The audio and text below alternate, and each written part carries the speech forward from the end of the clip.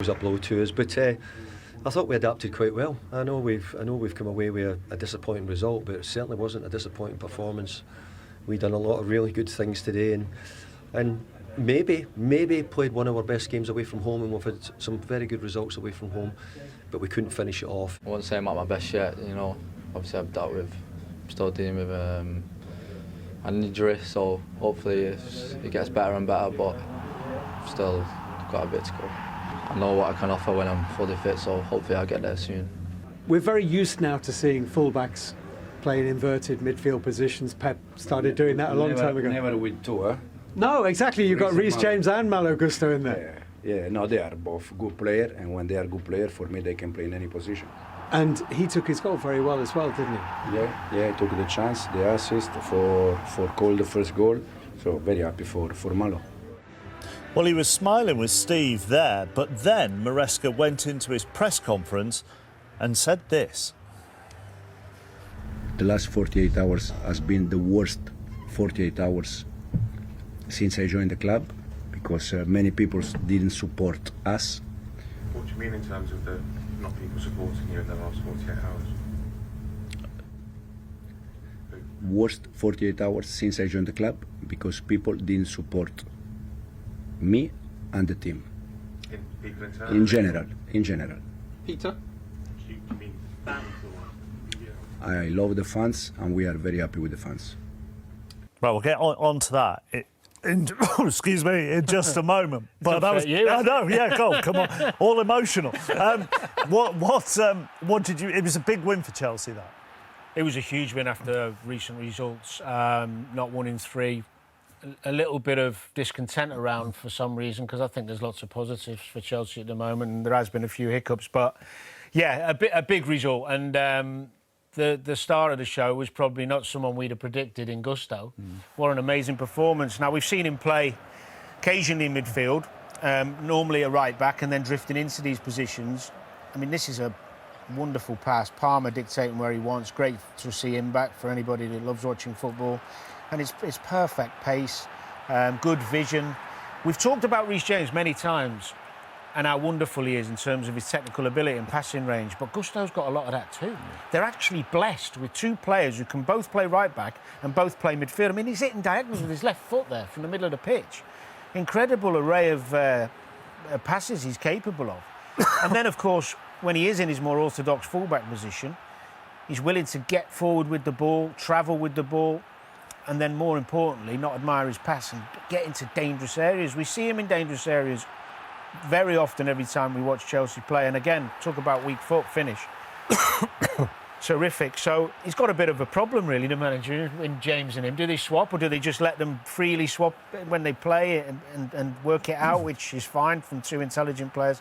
Getting in front of Grealish there, and again making the right pass, releasing João Pedro to nearly get them another goal. So yeah, really. But that's great options to have, isn't it? Great options. Very good. And the great thing as well is he can defend. One-on-one, he's decent with his defensive work.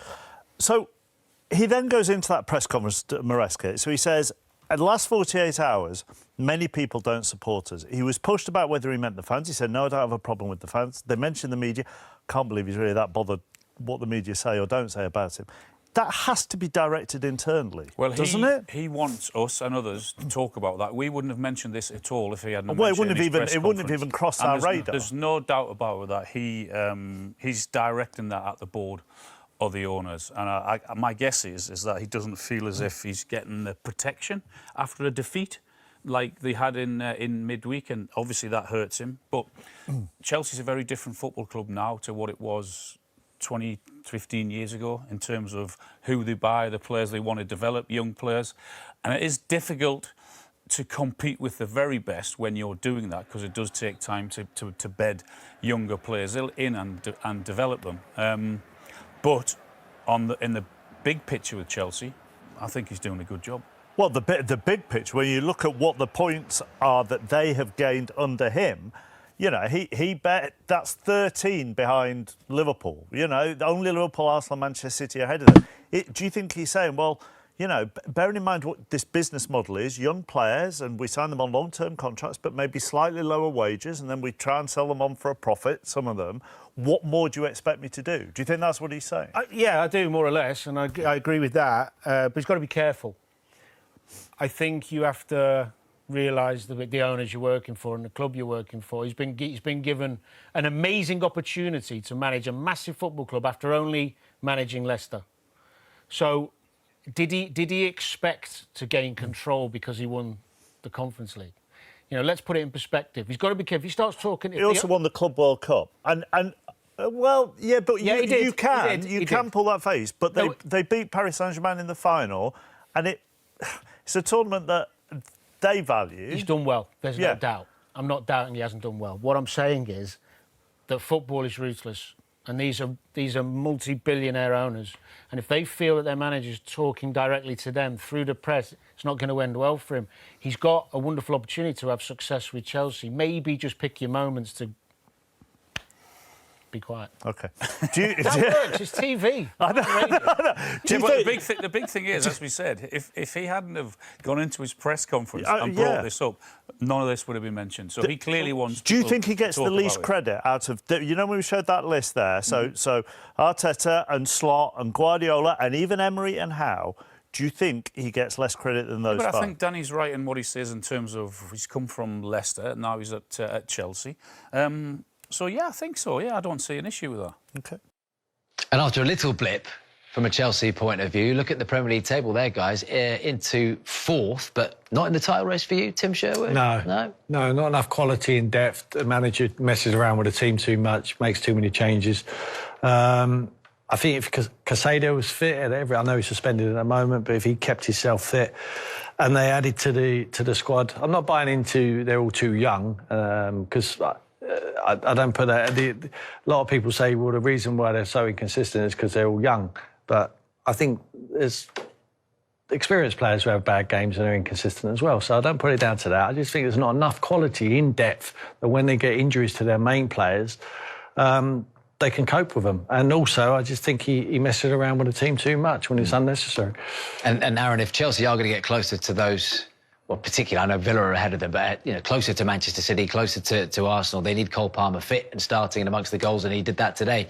First goal since mid-September. Yeah, of course, he's instrumental for them, and when he's not on the pitch, you can really notice that with Chelsea. So yeah, there's no coincidence. He comes back in, starts the game, and scores the goal so early on, and he just makes things happen. He makes it look quite effortless at times. The way he glides past players.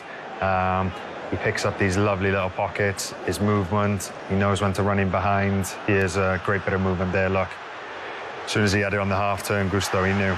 Yeah. So he's just off into that space, and then that's a great finish as well. Give the keeper the sort of eyes and then put it back into the near post. So for me, he's instrumental for Chelsea when they're winning and playing well. I think he has a big part to say in that. Yeah, the timing of the run there is just exquisite. You know, when Gusto gets turned, almost makes his mind up. Just shows him his number and he just rolls it into the path. He makes the pass easy because of the timing of the run, and the finish is just Cole Palmer. That's what he does. Yeah. And Malo Gusto, who set up that Cole Palmer goal just before half-time, got Chelsea second, and it was out of sight after this, wasn't it, Tim? Yeah. I mean, look where he comes from. I mean, Gusto, he starts to move. He's got so much energy and power, and he's, you know what, he's flexible, playing different positions. I think he's having a great season as well, Pedro Neto. But he bombs into the box. He started to move off, and he finishes it with his left foot, tucks it past Pickford, gives them absolutely zero chance. And the game's over then. You know, once they get 2 ahead, they're clinical. Chelsea players are clinical. They have got very, very good players. The problem is they've just not got enough of them. They've got enough of them in some really important areas of the field. Reece James run the game from midfield today. For me, he's an absolutely top draw player. Wherever you ask Reece James to play, I think he's the best player on the pitch. And I think he was today. Look, interesting quote from Enzo Maresca as well after the game, because we heard from him there, and he said he was happy, didn't he, in that interview that we just heard. But in the later press conference, he said the last 48 hours has been the worst 48 hours since I joined the club, because many people didn't support us. When pushed on it, he said it wasn't the fans. What could he mean there, Tim? No idea. I don't know what he's talking about. Maybe he's heard what I think about him. But maybe some ex-Chelsea players are not happy with something. I don't know, really. 48 hours since I joined the club. It's a strong statement. Yes, it's weird, but he's doing a decent job, you know. Don't worry about the outside noise. Just concentrate on what you do. I'm sure he does. And don't let anything from outside the club, outside the dressing room, affect what you're doing, because you can't complain of what the job he's doing at the moment. I was just giving my honest opinion. If I felt they can win the Premier League, I think no, because they haven't got the quality in depth. And I think he does mess around. He tinkers too much with the team. So no confirmation from Al Slot as to whether or not there has been an apology from Mo Salah. Wouldn't be drawn either way. Right, let's turn our attention to events in the other 3 o'clock kickoff this afternoon in the Premier League, where Chelsea won by 2-0 against Everton. Cole Palmer opening the scoring. Merce for Chelsea this afternoon against Everton, who arrived at the bridge in really good form as well. Was it largely comfortable for the home side? Yeah, bar probably a 10-minute spell and a couple of chances. Bar that, yeah, I think if you look at it, the way Everton have been playing, the way they've been, bar the Newcastle game, I thought it was a very good result for Chelsea. I thought it'd be a tight game today and started well. I think the one thing I would come out with this, and the manager, Thomas Tuchel, watching, Reece James could easily play as the holding midfield player for England. Really? Easily play as the holding midfield player. I think he was absolutely outstanding. He was outstanding against Arsenal in there. He was outstanding today. Does everything simple. Always sees the danger. And as you're a holding midfield player, that's the main thing. That's what makes Rodri different to everybody else. He sees danger. Yeah. And he gives the ball very simple. James doesn't look to play 60, 70-yard balls. Gets it, gives it, lets the other players get on with it. I think that's what Tuchel would have took out of today. Well, before we go any further than this, let's just hear from the Chelsea boss now, Enzo Maresca. Enzo, before the match, we were talking about what the narrative would be, but 2-0 win, a clean sheet in the top 4. Very happy day at the office for you? Yeah, happy.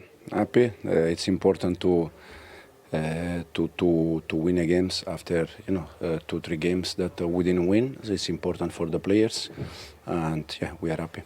A couple of wonderful assists as well today, both the Pedro Neto one and for the opening goal as well, Malo Gusto. Is that something that you're just accustomed to seeing now in training and in all the matches? Yeah, especially, from Pedro. Pedro used to score goals, assist. From Malo, it's a bit different, but again, Malo is doing very well. In terms of character of the team, you've asked a lot of them. You wanted a response, you wanted a reaction, but especially in front of the home fans, that was important to you in the programme today. What do you think they showed you with this performance? I think the reaction was good. They want to win every game. They try to win every game, knowing that it's impossible. Sometimes we struggle a little bit more. Sometimes we are able to win the game. But again, I think in this moment it was very important for the players to win the game. Chalobah and Fofana, when they play together, a number of clean sheets now. You're nodding along to that. I spoke to Malo about it as well, and he said he feels that stability. Are you seeing that? Yeah, absolutely. That's why we said many times that it's important they both fit. It's important also the ones in behind of them, that they are ready when we need them. And picking up what Lindsay was saying there about the defence, there's now 8 clean sheets so far this season, the joint most with the leaders, Arsenal. How have they become defensively so good this season? Well, I think, first of all, every week, bar the last 3 weeks, they've had Casado sitting in front of the back 4. I think that's a massive, massive difference. Yeah, and they're solid. They don't bomb forward. They don't really open the game up. They're not really expansive, Chelsea, when I go and watch. It's not like the other teams break and it's 3v5 and you're sitting there going, where is everybody? They're solid. They make sure they don't get beat and then they go from there. So, yeah, but Chalobah, I mean, I think it was his 100th game. It was, yeah. 100th game. Fair play to him. I mean, a year ago, they were trying their hardest to get him away, and he's come back into the team. And now, for me, he's first choice centre-half at the moment, in my opinion. So, yeah, I mean, you talk about the quality of right back at the club. Yeah. You talk about keeping clean sheets, but the 2 centre-halves, they swapped that a few times and Corwell's been injured. You've got Cucurella, who's probably one of the best left-backs in the world. You've got Reece James as right-back, or Gusto, whatever one. James is up there as one of the best right-backs in the world. So, they're not struggling defensively. They're just a little bit got to be more expansive going forward. I don't see him blowing teams away 5 and 6. 100th start for Chalobah today. Just in terms of going forward, that opening goal from Cole Palmer was poetry, wasn't it? Yeah, because of the way they broke, and it was so quick. And then Gusto to get the ball, he takes one touch, and then Palmer goes. You know, a very intelligent footballer, Palmer, top draw, and it's a great ball through, and it's just so calm. That's what I love about him. He never panics. He's always calm, and he just gives the goalkeeper the eyes and puts it in. So yeah, pleased that he scored. And then they looked after him, took him off after about 60 minutes. But yeah, hopefully, I mean, I tell you what, Chelsea won't let in a goal like they just let in. Burnley. Wow. Well, we're going to go to that because we're in a run of 6 defeats in a row. This is the kind of start you absolutely don't need. You saw it, Clinton. Yeah, I think it's... I mean, Scott Parker must be absolutely Let me tell you something. furious. I think it's Hartman. I think it is the left back. It's a corner that... No, yeah, it is Hartman. It's a corner that's played in by Wilson. Oh my! He just completely misses it. You can tell me it bounced off the surface. No way. He's meant to be in the near post zone, and he's that side of the near post zone. Wilson plays it through. He completely misses it, and Smith Rowe's got a tap in. It is absolutely terrible defending. Am I right or wrong, Tim? No, you're right. But Tete moves him, doesn't he? Yeah. Tete moves him, and it's well worked. It's off the training ground, but it's terrible defending. When you're doing the training ground, though, you're thinking it's never going to work. No, it don't happen. That's far-fetched, this one. Yeah. But it's worked, and Fulham lead by a goal to nil on Sky Sports Premier League, and Burnley already staring down the barrel of 7 Premier League defeats in a row. The last time they did that at the top flight was just the 130 years ago. Long way to go, but a terrific start from Fulham. Nightmare for Burnley in the opening stages. Let's get back to the game between Chelsea and Everton. Chelsea winning by 2-0. Let's get the post-game reflections from David Moyes. David, for you this afternoon, were there frustrating moments watching on in that performance? I thought there was some really good moments. I thought we played really well today. We've done well away from home. I thought today we've done really well. Obviously, you can't say that when you lose 2-0, but I thought overall our performance was good. The finishing, I think sometimes the crosses into the box, there's just not quite that connection, but another day they might have gone in. Absolutely correct. I think you're right. I think that maybe in the final third we needed it. They were clinical on their 1 or 2 moments they did get. We weren't as clinical in our moments when we get an on goal. So that probably just a bit was the difference in the game, really. It was unfortunate early on, 13th minute, that Kiernan Dewsbury Hall had to come off. It looked like a right hamstring that he was grabbing. From your perspective, what do you think about that going forward? I think the same. We'll find out later what it is, you know. He had a bit of tightness already, so he felt it a bit in the game. We spoke about the players that you're going to be missing from AFCON now going forward. Navigating that period, David, are you already thinking about that? And have you seen enough from the bench as what your options are? Well, look, it'll be difficult to replace Ilian Jai and Ghana.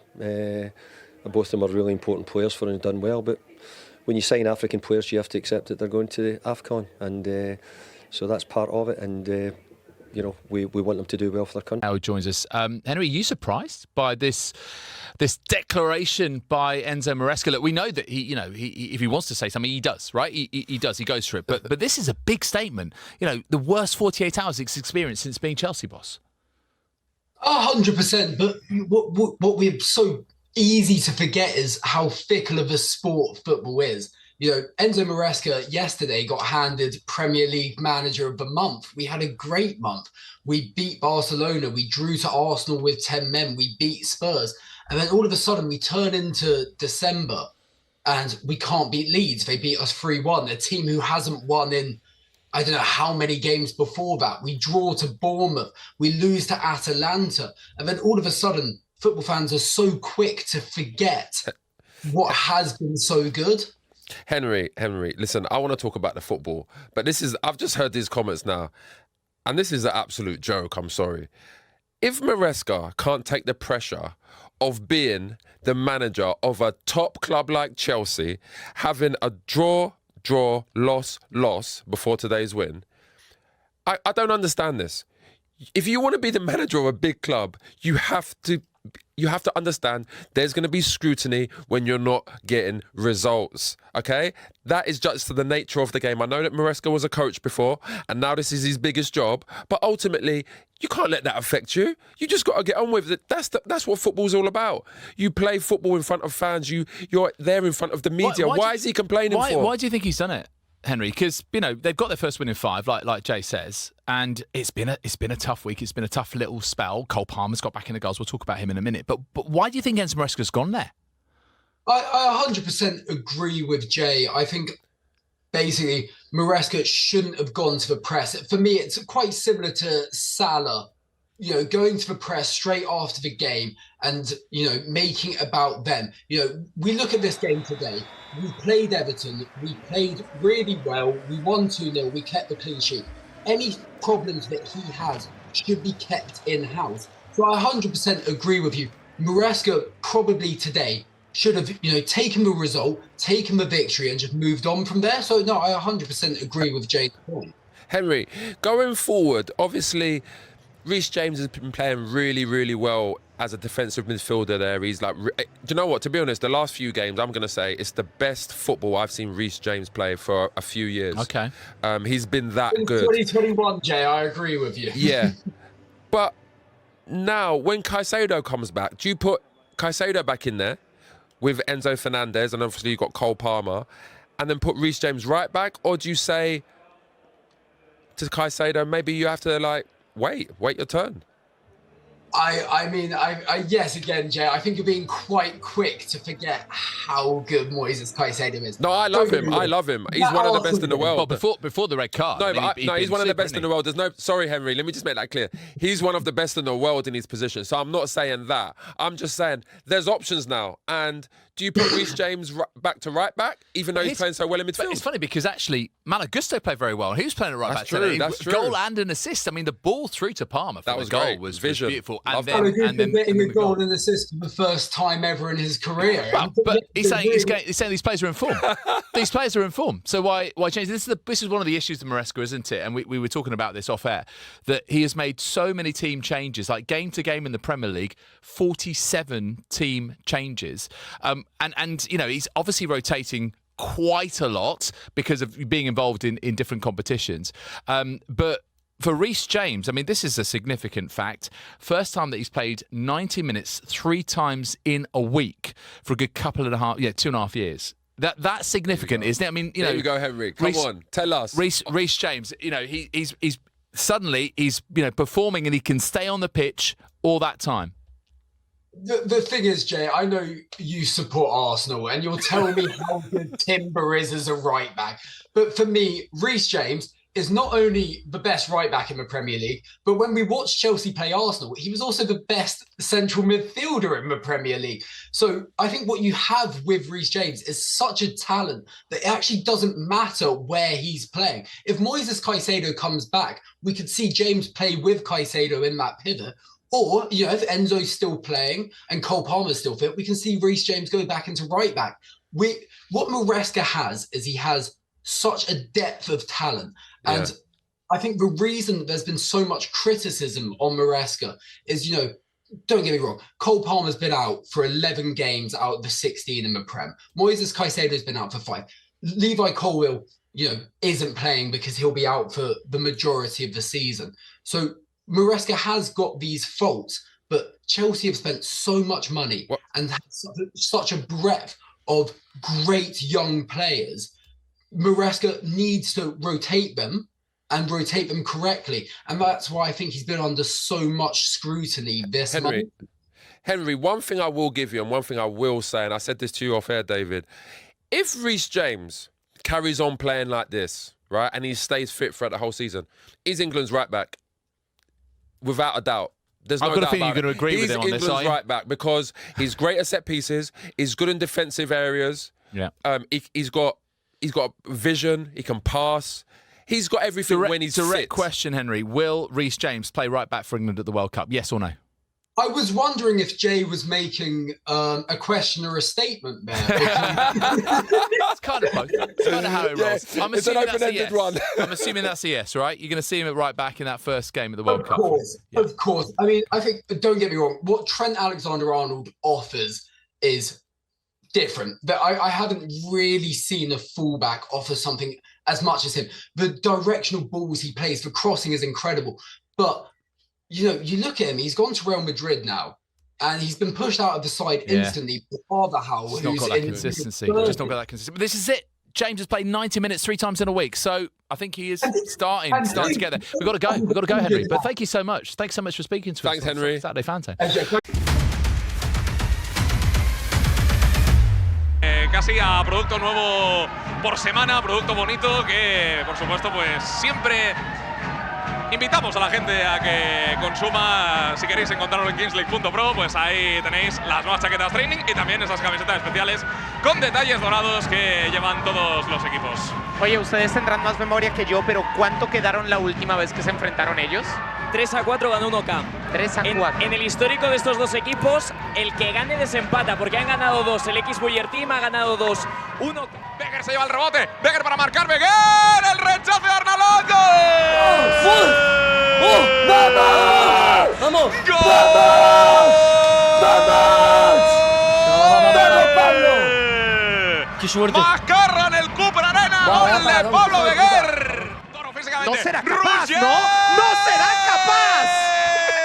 ¡Qué cabrón! ¡Qué cabrón! A ver si sacan más de 3, se quedan sin trabajo. Mira, muy bien. ¿Cómo valoran el trabajo? Bien. Ahí está ese ataque por parte del X Boyer Team. El toque dentro de Becker. Puede marcar Carbó. ¡Gol!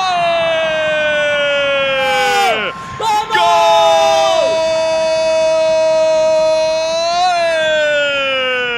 Pablo Becker. Becker que quiere poner el centro por delante. Finalmente lo pone por detrás del defensor. Carbó la pisa. Carbó. ¡No jodas! ¡Madre mía! ¡Es que es el mejor de esta puta competición! ¡Por algo es el Corona de Oro! China la juega atrás, no se decidió a tirar. Granero busca su perfil, Granero. Golazo.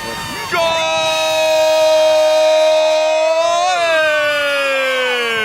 De 1K.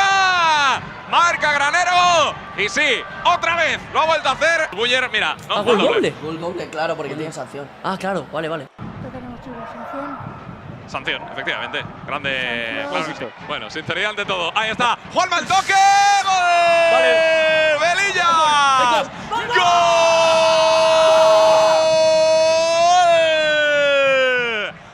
Balón que lleva ahí Pluvins el disparo. ¡Gol! Vale. ¡Gol! Me gusta. Está haciendo un buen trabajo defensivo, ojo. ¡Granero! ¡Qué golazo!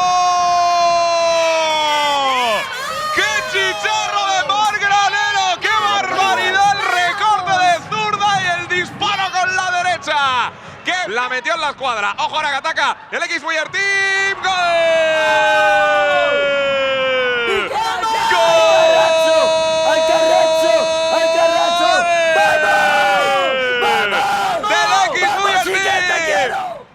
Va a pegar Fuad en la falta. Santa madre de Dios. Sí, vamos a ver ahí esa pelota dentro del área para Juanma que lo puede matar. ¡Gol! 2 de Juanma.